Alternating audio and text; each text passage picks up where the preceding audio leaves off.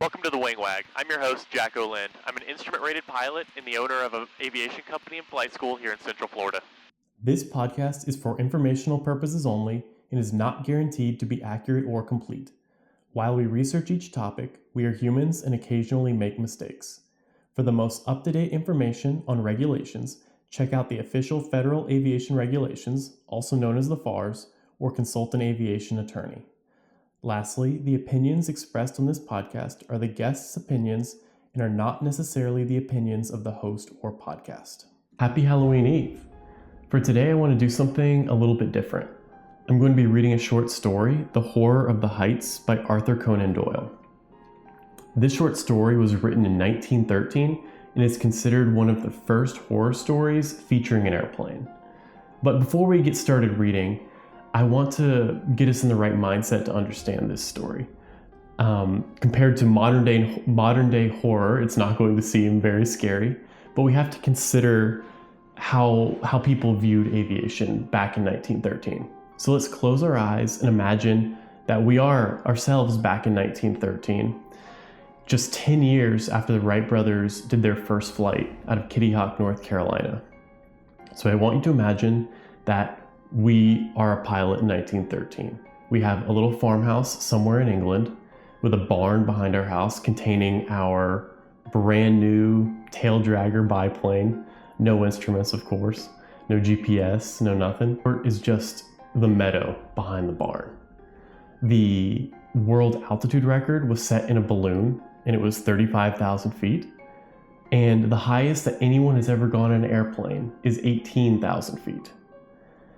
And like I said, we have no GPS, we have no satellite, we have no good weather predictions, and we have no IFR flying as we know it today. So very few humans, if any, have seen what a storm looks like from above. And so you can imagine that for somebody living back then, that area above a storm was just as much of a mystery to them as what goes on in space is to us. So without further ado, I'm going to go ahead and start reading The Horror of the Heights. The idea that the extraordinary narrative, which has been called the Joyce Armstrong fragment, is an elaborate practical joke evolved by some unknown person, cursed by a perverted and sinister sense of humor, has now been abandoned by all who have examined the matter. The most macabre and imaginative of plotters would hesitate before linking his morbid fancies with the unquestioned and tragic facts which reinforce the statement. Though the assertions contained in it are amazing and even monstrous, it is none the less forcing itself upon the general intelligence that they are true, and that we must readjust our ideas to the new situation. This world of ours appears to be separated by a slight and precarious margin of safety from a most singular and unexpected danger. I will endeavor in this narrative, which reproduces the original document in its necessarily somewhat fragmentary form, to lay before the reader the whole of the facts up to date, prefacing my statement by saying that, if there be any who doubt the narrative of Joyce Armstrong, there can be no question at all as to the facts concerning Lieutenant Myrtle, R.N. The Joyce Armstrong fragment was found in the field which is called Lower Haycock, lying 1 mile to the westward of the village of Withyham, upon the Kent and Sussex border. It was on the 15th September last that an agricultural laborer, James Flynn, in the employment of Matthew Dodd, pronounced by the Home Office experts to be blood, probably human and certainly mammalian. The fact that something closely resembling the organism of malaria was discovered in this blood, and that Joyce Armstrong is known to have suffered from intermittent fever, is a remarkable example of the new weapons which modern science has placed in the hands of our detectives. And now a word as to the personality of the author of this epic-making statement.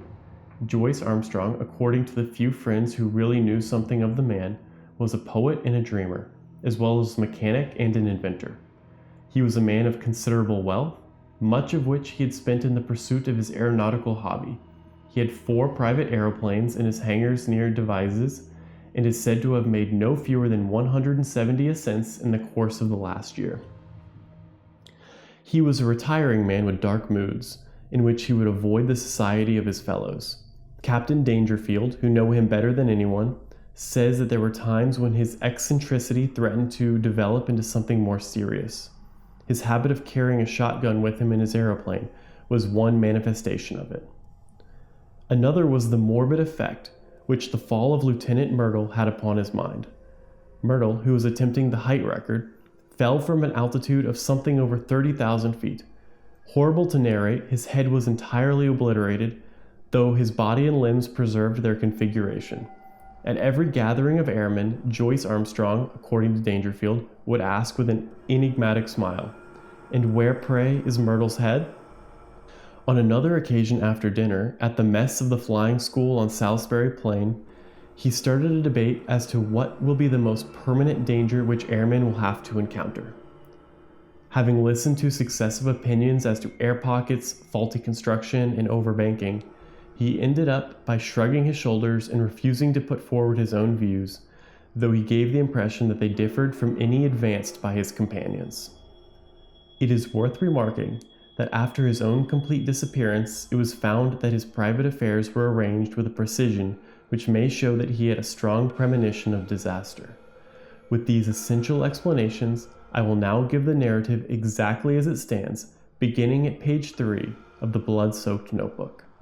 Nevertheless, when I dined at Rheims with Coselli and Gustave Raymond, I found that neither of them was aware of any particular danger in the higher layers of the atmosphere. I did not actually say what was in my thoughts, but I got so near to it that if they had any corresponding idea, that they could not have failed to express it. But then they are two empty, vainglorious fellows with no thought beyond seeing their silly names in the newspaper. It is interesting to note that neither of them had ever been much beyond the 20,000-foot level. Of course, men have been higher than this, both in balloons and the ascent of mountains. It must be well above that point that the aeroplane enters the danger zone, always presuming that my premonitions are correct. Aeroplaning has been with us now for more than 20 years, and one might well ask, why should this peril be only revealing itself in our day? The answer is obvious. In the old days of weak engines, when 100 horsepower gnome or green was considered ample for every need, the flights were very restricted. Now that 300 horsepower is the rule rather than the exception, visits to the upper layers have become easier and more common. Some of us can remember how, in our youth, Garros made a worldwide reputation by attaining 19,000 feet and was considered a remarkable achievement to fly over the Alps. Our standard now has been immeasurably raised, and there are 20 high flights for one in former years. Many of them have been undertaken with impunity. The 30,000-foot level has been reached time after time with no discomfort beyond cold and asthma. What does this prove? A visitor might descend upon this planet 1,000 times and never see a tiger. Yet tigers exist, and if he chanced to come down into a jungle, he might be devoured. There are jungles of the upper air, and there are worse things than tigers which inhabit them. I believe in time they will map these jungles accurately out. Even at the present moment, I could name two of them. One of them lies over the Pau-Biarritz district of France. Another is just over my head as I write here in my house in Wiltshire. I rather think there is a third in the Homburg-Wiesbaden district. It was the disappearance of the airmen that first set me thinking. Of course, everyone said that they had fallen into the sea, but that did not satisfy me at all. First, there was Verrier in France. His machine was found near Bayonne, but they never got his body. There was the case of Baxter also, who vanished, though his engine and some of the iron fixings were found in a wood in Leicestershire. There was the case of Baxter also, who vanished, though his engine and some of the iron fixings were found in a wood in Leicestershire. In that case, Dr. Middleton of Amesbury, who was watching the flight with a telescope, declares that just before the clouds obscured the view he saw the machine, which was at an enormous height, suddenly rise perpendicularly upwards in a succession of jerks in a manner that he would have thought to be impossible. That was the last seen of Baxter. There was correspondence in the papers, but it never led to anything. There were several other similar cases, and then there was the death of Hay Connor. What a cackle there was about an unsolved mystery of the air, and what columns in the halfpenny papers, and yet how little was ever done to get to the bottom of the business. He came down in a tremendous volplane from an unknown height. He never got off his machine and died in the pilot's seat.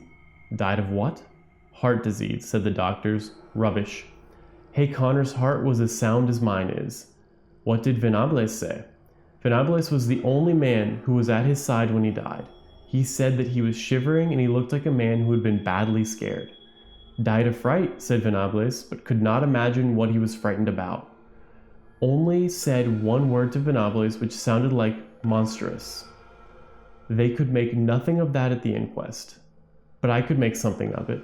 Monsters. That was the last word of poor Henry Hay Connor, and he did die of fright, just as Venables thought. And then there was Myrtle's head. Do you really believe, does anybody really believe that a man's head could be driven clean into his body by the force of a fall? Well, perhaps it may be possible, but I, for one, have never believed that it was so with Myrtle. And the grease upon his clothes, all slimy with grease, said somebody at the inquest. Queer that nobody got thinking about that. I did, but then I had been thinking for a good long time. I've made 3 ascents. How Dangerfield used to chaff me about my shotgun, but I've never been high enough. Now with this new light Paul Verner machine and its 175 Robor, I should easily touch the 30,000 tomorrow. I'll have a shot at the record. Maybe I shall have a shot at something else as well. Of course it's dangerous. If a fellow wants to avoid danger, he had best keep out of flying altogether and subside finally into flannel slippers and a dressing gown. But I'll visit the air jungle tomorrow, and if there's anything there, I shall know it. If I return, I'll find myself a bit of a celebrity. If I don't, this notebook may explain what I'm trying to do and how I lost my life in doing it. But no drivel about accidents or mysteries, if you please. I chose my Paul Verner monoplane for the job. There's nothing like a monoplane when real work is to be done. Beaumont found that out in the very early days. For one thing, it doesn't mind damp, and the weather looks as if we should be in the clouds all the time. It's a bonny little model and answers my hand like a tender-mouthed horse. The engine is a 10-cylinder rotary Robor working up to 175. It has all the modern improvements: enclosed fuselage, high-curved landing skids, brakes, gyroscopic steadiers, and 3 speeds. Worked by an alteration of the angle of the planes upon the Venetian blind principle. I took a shotgun with me and a dozen cartridges filled with buckshot. You should have seen the face of Perkins, my old mechanic, when I directed him to put them in. I was dressed like an Arctic explorer with 2 jerseys under my overalls, thick socks inside my padded boots, and a storm cap with flaps. Thick socks inside my padded boots, a storm cap with flaps, and my talc goggles. It was stifling outside the hangars, but I was going for the summit of the Himalayas, and I had to dress for the part. Perkins knew there was something on and implored me to take him with me. Perhaps I should if I were using the biplane, but a monoplane is a one-man show, if you want to get the last foot of life out of it. Of course, I took an oxygen bag. The man who goes for the altitude record without one will either be frozen or smothered, or both. I had a good look at the planes, the rudder bar, and the elevating lever before I got in. Everything was in order so far as I could see. Then I switched on my engine and found that she was running sweetly. When they let her go, she rose almost at once upon the lowest speed. I circled my home field once or twice just to warm her up, and then with a wave to Perkins and the others, I flattened out my planes and put her on the highest. She skimmed like a swallow down. I circled my home field once or twice just to warm her up, and then with a wave to Perkins and the others, I flattened out my planes and put her on highest.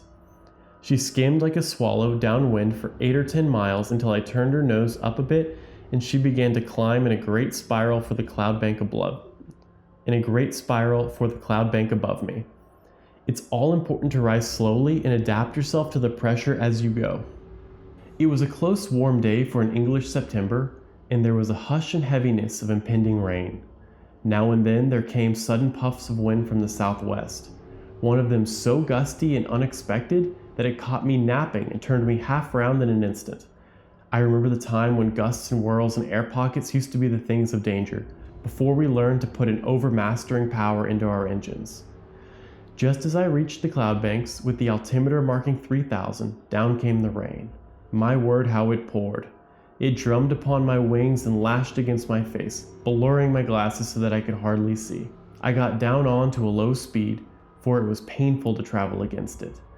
As I got higher, it became hail, and I had to turn tail to it. One of my cylinders was out of action, a dirty plug I should imagine, but still I was rising steadily with plenty of power. After a bit of trouble passed, whatever it was, and I heard the full deep-throated purr, the 10 singing as one. That's where the beauty of our modern silencers comes in. We can at last control our engines by ear. How they squeal and squeak and sob when they are in trouble. All those cries for help were wasted in the old days when every sound was swallowed up by the monstrous racket of the machine. If only the early aviators could come back to see the beauty and perfection of the mechanism, which have been bought at the cost of their lives. About 9:30 I was nearing the clouds. Down below me, all blurred and shadowed with rain, lay the vast expanse of Salisbury Plain. Half a dozen flying machines were doing hack work at the 1,000-foot level, looking like little black swallows against the green background. I dare say they were wondering what I was doing up in Cloudland. Suddenly a gray curtain drew across beneath me, and wet folds of vapors were swirling round my face. It was clammily cold and miserable, but I was above the hailstorm, and that was something gained. The cloud was as dark and thick as a London fog. In my anxiety to get clear, I cocked her nose up until the automatic alarm bell rang, and I actually began to slide backwards. My sopped and dripping wings had made me heavier than I thought, but presently I was in lighter cloud and soon had cleared the first layer. There was a second, opal-colored and fleecy, at a greater height above my head, a white unbroken ceiling above, and a dark unbroken floor below, with the monoplane laboring upwards upon a vast spiral between them. It is deadly lonely in these cloud spaces. Once a great flight of some small water birds went past me, flying very fast to the westwards. The quick whir of their wings and their musical cry were cheery to my ear.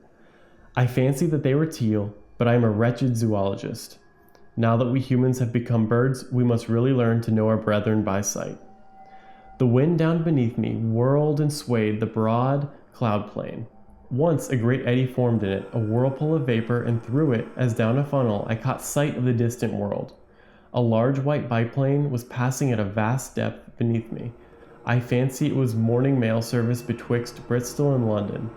Then the drift swirled inwards, and the great solitude was unbroken. Just after 10, I touched the lower edge of the upper cloud stratum.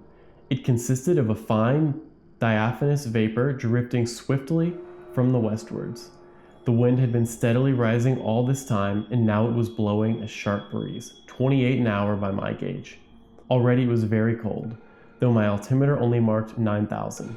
The engines were working beautifully, and we went droning steadily upwards. The cloud bank was thicker than I had expected, but at last it thinned out into a golden mist before me.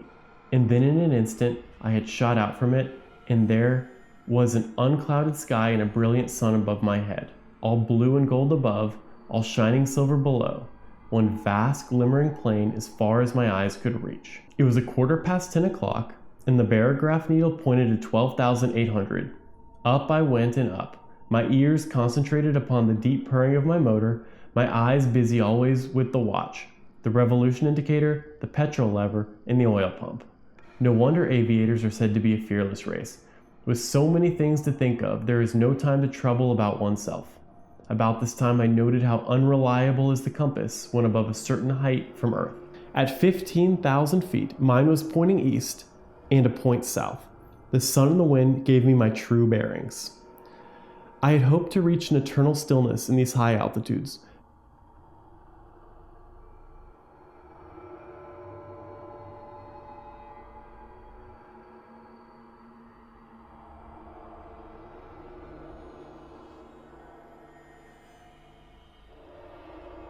Yet I had always to turn again and tack up in the wind's eye, for it was not merely a height record that I was after. By all my calculations, it was a little above Wiltshire that my air jungle lay, and all my labor might be lost if I struck the outer layers at some farther point. When I reached the 19,000 foot level, which was about midday, the wind was so severe that I looked with some anxiety to the stays of my wings, expecting momentarily to see them snap or slacken. I even cast loose the parachute behind me and fastened its hooks into the rings of my leathern belt, so as to be ready for the worst. Now was the time when a bit of scamped work by the mechanic is paid for by the life of the aeronaut. But she held together bravely. Every cord and strut was humming and vibrating like so many harp strings. but it was glorious to see how, for all the beating and the buffeting, she was still the conqueror of nature and the mistress of the sky. There is surely something divine in man himself, that he should rise so superior to the limitations which creation seemed to impose, rise too by such unselfish, heroic devotion as this air conquest has shown. Talk of human degeneration.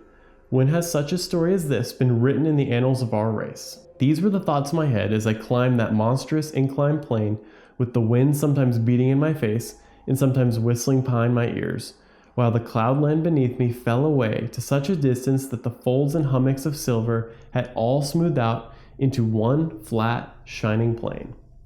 But suddenly I had a horrible and unprecedented experience. I have known before what it is to be in what our neighbors have called a tourbillon, but never on such a scale as this. That huge sweeping river of wind of which I have spoken had, as it appears, whirlpools within it, which were as monstrous as itself. Without a moment's warning, I was dragged suddenly into the heart of one. I spun round for a minute or two, with such velocity that I almost lost my senses, and then fell suddenly, left wing foremost, down the vacuum funnel in the center. I dropped like a stone and lost nearly 1,000 feet. It was only my belt that kept me in my seat, and the shock and the breathlessness left me hanging half insensible over the side of the fuselage. But I am always capable of a supreme effort. It is my one great merit as an aviator. I was conscious that the descent was slower. The whirlpool was a cone rather than a funnel, and I had come to the apex. With a terrific wrench, throwing my weight all to one side, I leveled my planes and brought her head away from the wind. In an instant, I had shot out of the eddies and was skimming down the sky. Then, shaken but victorious, I turned her nose up and began once more my steady grind on the upward spiral. I took a large sweep to avoid the danger spot of the whirlpool, and soon I was safely above it. Just after 1 o'clock, I was 21,000 feet above the sea level. To my great joy, I had topped the gale, and with every 100 feet of ascent, the air grew stiller. On the other hand, it was very cold, and I was conscious of that peculiar nausea which goes with rarefaction of the air. For the first time, I unscrewed the mouth of my oxygen bag and took an occasional whiff of the glorious gas. I could feel it running like a cordial through my veins, and I was exhilarated almost to the point of drunkenness. I shouted and sang as I soared upwards into the cold, still outer world. It is very clear to me that the insensibility which came upon Glacier and in a lesser degree upon Coxwell, when in 1862 they ascended in a balloon to the height of 30,000 feet, was due to the extreme speed with which a perpendicular ascent is made. Doing it at an easy gradient and accustoming oneself to the lessened barometric pressure by slow degrees, there are no such dreadful symptoms. At the same great height, I found that even without my oxygen inhaler, I could breathe without undue stress. It was bitterly cold, however, and my thermometer was at 0 Fahrenheit. At 1:30, I was nearly 7 miles above the surface of the earth and still ascending steadily. I found, however, that the rarefied air was giving markedly less support to my planes, and that my angle of ascent had to be considerably lowered in consequence. It was already clear that even with my light weight and strong engine power, there was a point in front of me where I should be held. To make matters worse, one of my sparking plugs was in trouble again, and there was intermittent misfiring in the engine. My heart was heavy with the fear of failure. It was about that time that I had a most extraordinary experience. Something whizzed past me in a trail of smoke and exploded with a loud hissing sound, sending forth a cloud of steam. For the instant I could not imagine what had happened. Then I remembered that the earth is forever being bombarded by meteor stones, and would be hardly inhabitable were they not in nearly every case turned to vapor in the outer layers of the atmosphere. Here is a new danger for the high altitude man, for 2 others passed me when I was nearing the 40,000 foot mark. I cannot doubt that at the edge of the Earth's envelope, the risk would be a very real one. My barograph needle marked 41,300 when I became aware that I could go no farther. Physically, the strain was not as yet greater than I could bear, but my machine had reached its limits. The attenuated air gave no firm support to the wings, and the least tilt developed into side slip, while she seemed sluggish on her controls. Possibly, had the engine been at its best, another 1,000 feet might have been within our capacity, but it was still misfiring, and 2 out of the 10 cylinders appeared to be out of action. If I had not already reached the zone for which I was searching, then I should never see it upon this journey. But was it not possible that I had attained it? Soaring in circles like a monstrous hawk upon the 40,000-foot level, I let the monoplane guide herself, and with my Mannheim glass I made a careful observation of my surroundings. The heavens were perfectly clear. There was no indication of those dangers which I had imagined. I have said that I was soaring in circles. It struck me suddenly that I would do well to take a wider sweep and open up a new air tract. If the hunter entered an earth jungle, he would drive through it if he wished to find his game. My reasoning had led me to believe that the air jungle which I had imagined lay somewhere over Wiltshire. This should be to the south and west of me. I took my bearings from the sun, for the compass was hopeless and no trace of earth was to be seen, nothing but the distant silver cloud plain. However, I got my direction as best I might and kept her head straight to the mark. I reckoned that my petrol supply would not last for more than another hour or so, but I could afford to use it to the last drop, since a single magnificent volplane could at any time take me to the earth. Suddenly I was aware of something new. The air in front of me had lost its crystal clearness. It was full of long, ragged wisps of something which I can only compare to very fine cigarette smoke. It hung about in wreaths and coils, turning and twisting slowly in the sunlight. As the monoplane shot through it, I was aware of a faint taste of oil upon my lips, and there was a greasy scum upon the woodwork of the machine. Some infinitely fine organic matter appeared to be suspended in the atmosphere. There was no life there. It was inchoate and diffuse, extending for many square acres and then fringing off into the void. No, it was not life, but might it not be the remains of life? Above all, might it not be the food of life, of monstrous life, even as the humble grease of the ocean is the food for the mighty whale?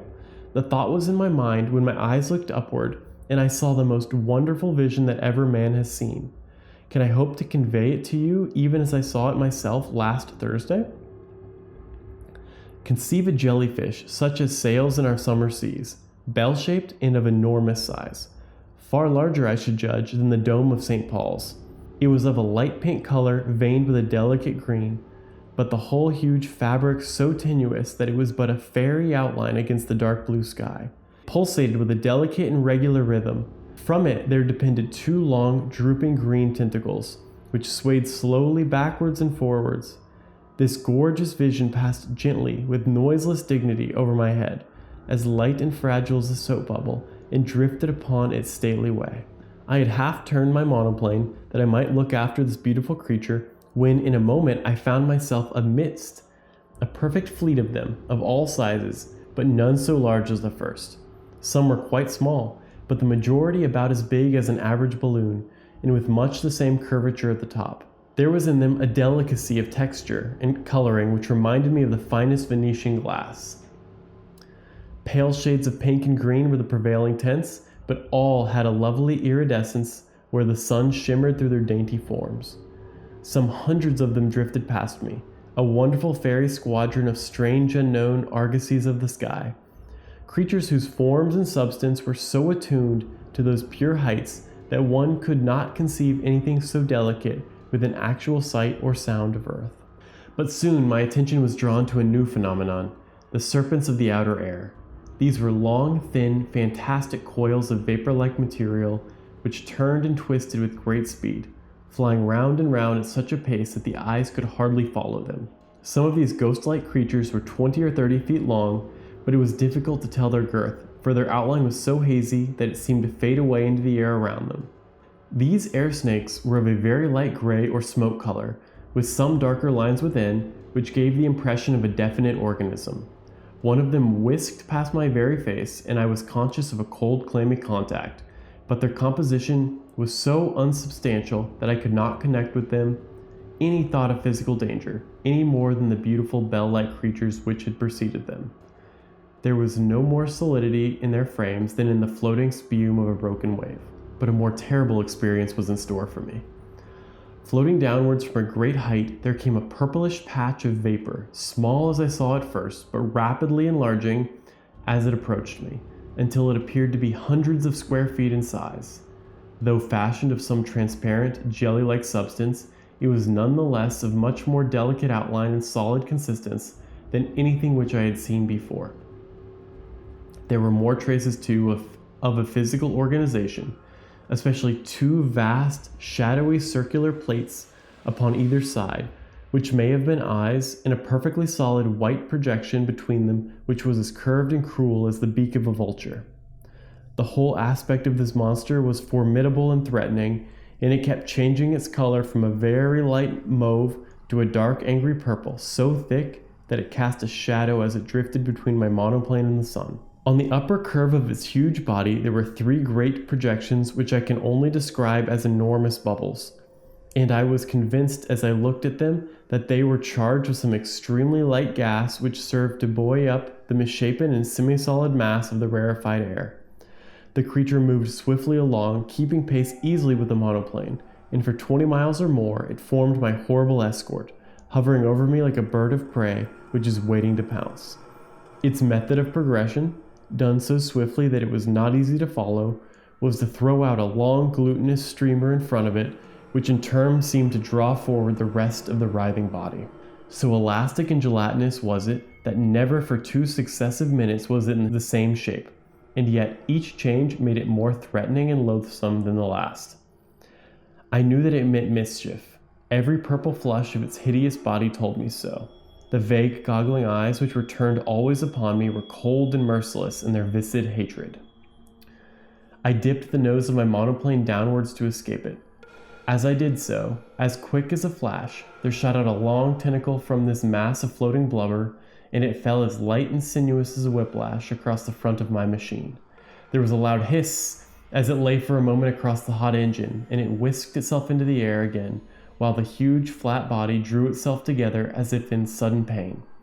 I dipped to a vol peak, but again a tentacle fell over the monoplane and was shorn off by the propeller as easily as it might have cut through a smoke wreath. A long, gliding, sticky, serpent-like coil came from behind and caught me around the waist, dragging me out of the fuselage. I tore at it, my fingers sinking into the smooth, glue-like surface, and for an instant I disengaged myself, but only to be caught round the boot by another coil, which gave me a jerk that tilted me almost onto my back. As I fell over, I blazed off both barrels of my gun, though, indeed, it was like attacking an elephant with a pea shooter to imagine that any human weapon could cripple that mighty bulk. And yet I aimed better than I knew, for with a loud report, one of the great blisters upon the creature's back exploded with the puncture of the buckshot. It was very clear that my conjecture was right, in that these vast clear bladders were distended with some lifting gas, for in an instant the huge cloud-like body turned sideways, writhing desperately to find its balance, while the white beak snapped and gaped in horrible fury. But already I had shot away on the steepest glide that I dared to attempt, my engine still full on, the flying propeller and the force of gravity shooting me downwards like an aerolite. Far behind me I saw a dull purplish smudge growing swiftly smaller and merging into the blue sky behind it. I was safe out of the deadly jungle of the outer air. Once out of the danger, I throttled my engine, for nothing tears the machine to pieces quicker than running on full power from a height. It was a glorious spiral volplane from nearly 8 miles of altitude, first to the level of the silver cloud bank, then to that of the storm cloud beneath it, and finally, in beating rain, to the surface of the earth. I saw the Bristol Channel beneath me as I broke from the clouds, but having still some petrol in my tank, I got 20 miles inland before I found myself stranded in a field half a mile from the village of Ashcombe. There I got 3 tins of petrol from a passing motor car, and at 10 minutes past 6 that evening, I alighted gently in my own home meadow of Devizes, after such a journey as no mortal upon earth has ever yet taken, and lived to tell the tale. I have seen the beauty, and I have seen the horror of the heights, and greater beauty or greater horror than that is not within the ken of man. And now it is my plan to go once again before I give my results to the world. My reason for this is that I must surely have something to show by way of proof before I lay such a tale before my fellow men. It is true that others will soon follow and will confirm what I have said, and yet I should wish to carry conviction from the first. Those lovely iridescent bubbles of the air should not be hard to capture. They drift slowly upon their way, and the swift monoplane could intercept their leisurely course. It is likely enough that they would dissolve in the heavier layers of the atmosphere, and that some small heap of amorphous jelly might be all that I should bring to Earth with me. And yet something there would surely be by which I could substantiate my story. Yet I will go, even if I run a risk by doing so. These purple horrors would not seem to be numerous. It is probable that I shall not see one. If I do, I shall dive at once. At the worst, there is always the shotgun and my knowledge of... Here a page of the manuscript is unfortunately missing. On the next page is written in large straggling writing, 43,000 feet. I shall never see the earth again. They are beneath me, 3 of them. God help me, it is a dreadful death to die. Such in its entirety is the Joyce Armstrong statement. Of the man, nothing has since been seen. Pieces of his shattered monoplane have been picked up in the preserves of Mr. Bud Lushington upon the borders of Kent and Sussex, within a few miles of the spot where the notebook was discovered.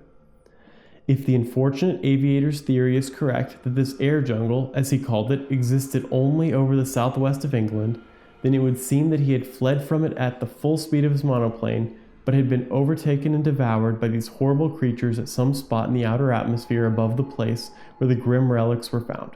The picture of that monoplane skimming down the sky, with the nameless terrors flying as swiftly beneath it and cutting it off always from the earth, while they gradually closed in upon their victim, is one upon which a man who valued his sanity would prefer not to dwell. There are many, as I am aware, who still jeer at the facts which I have set here down, but even they must admit that Joyce Armstrong has disappeared, and I would commend to them his own words. This notebook may explain what I am trying to do, and how I lost my life in doing it, but no drivel about accidents or mysteries, if you please. So a very interesting story. And the next time that I'm flying IFR and I punch through a cloud layer and get into the mystery area above, I'm going to think about this story and think about what could be up there if I climbed even higher. And yeah, that's it. Also, I'd like to give a shout out to my mom. Today is her birthday, so happy birthday, Mom.